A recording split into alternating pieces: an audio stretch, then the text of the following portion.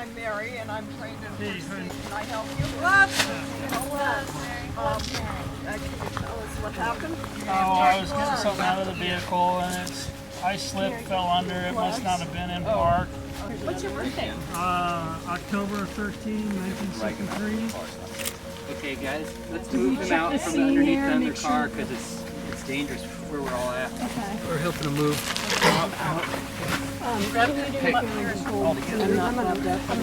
Okay. These are clean. They're clean. Yep. So I can get this ready. Need it?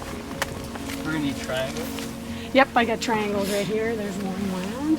Are you feeling any nausea? You want it wrapped? Not yet. Are you Two, one below the knee. Leader, what's your plan here? What do you got going? We are going to do an evacuation. Is it bleeding under control yet? Yes, bleeding has stopped. Well, Bleeding has stopped. Okay, so you sent, who'd you send runners? We are the two runners, and I have written information. Perfect. Now we flash forward, you're back. Okay. And they're going to be sending a helicopter up here. Yeah. It's going to take 20 minutes for them to get here. You've got 20 minutes to set up an LZ. away from the trees by about, How much time do you think has elapsed so far? 3 minutes. It's been 8 minutes and 30 seconds. Okay. That's why it's very important for your scribe to be feeding you that information so you get a realization of where you're at. About 11 for 60. So we need at least 35 feet away from the trees in all directions of the LZ. It just went unconscious. Okay. Patient's unconscious. Ammonia? Did you crack it? Count how many feet it is from here to the trees. To the trees, okay. 1, 2, 3. He regains consciousness. Okay, how much is that? That's about 60 feet. Okay. Okay. We'll set right here. And I'm going to do 30. You're going to follow me.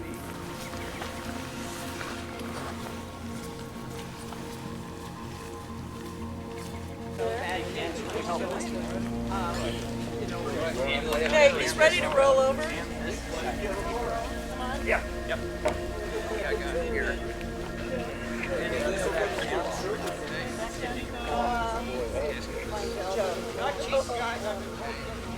Now, hold on, we need somebody to catch him on that side.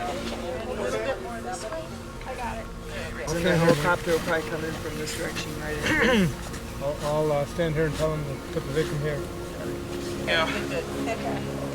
Okay, after the leg. All right. Okay.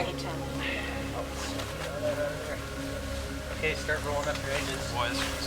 Can we take your... I think we can roll. Okay, is anyone not ready to lift? On my mark, ready, set, lift. Ahead, give us our orders. Ready? Okay, lower on 3. 1, 2, 3. Good job, team.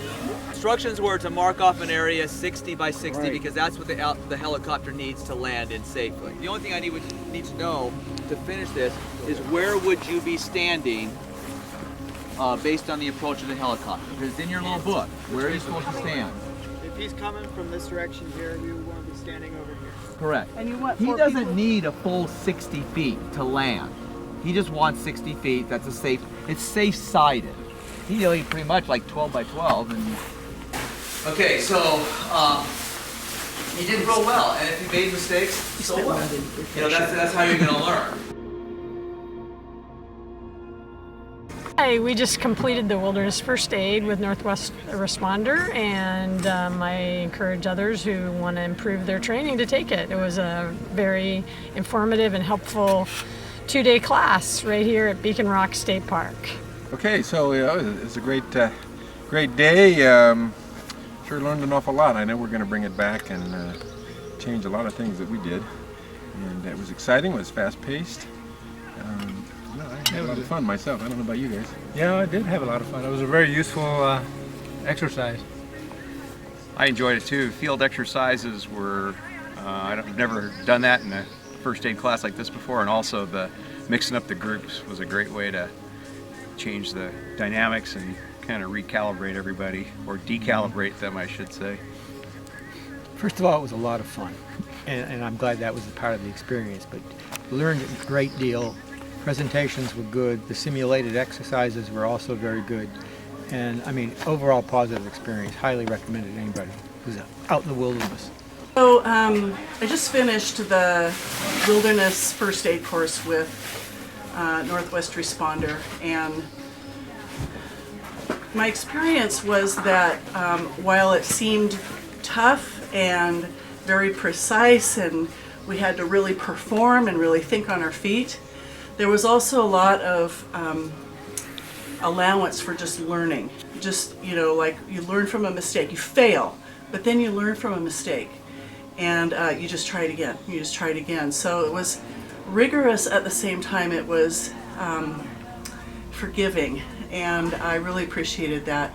I liked how realistic things were, and actually going out and working in teams to, you know, to address what we could have come across as real situations. I thought the instruction was really excellent, and the support team was also very excellent. They know how to instruct, and we had the luxury of having the search and rescue team with us as well, and they were great resources. So thank you, John. Just wanted to say thank you from myself, Bryant, and Evergreen Search Dogs, that we really appreciate the time that you took to instruct us. Your delivery, your cadence, sometimes the sarcasm was perfectly timed, that it kept people engaged, and I wish to truly say thank you very much for the instructions that we received. Yeah, very much. Both the information and then also, as Brian mentioned, the delivery style really, you know, kept me captivated during the whole course. Also, I appreciated the sprinkling of examples, you know, from your experiences in rescuing and rendering aid. And I liked that they were sprinkled in and they didn't dominate the course, because someone with as much experience as you have in this and as many settings, you know, could have just spent the weekend telling us about their worst case scenarios. So this is awesome. I feel, you know, better equipped to work with others to, you know. Very well done. I will talk about your product that you're selling or you're offering to more people. So I thank you very, very much. Cool. I bet families would like this too. It's a good one. Yeah.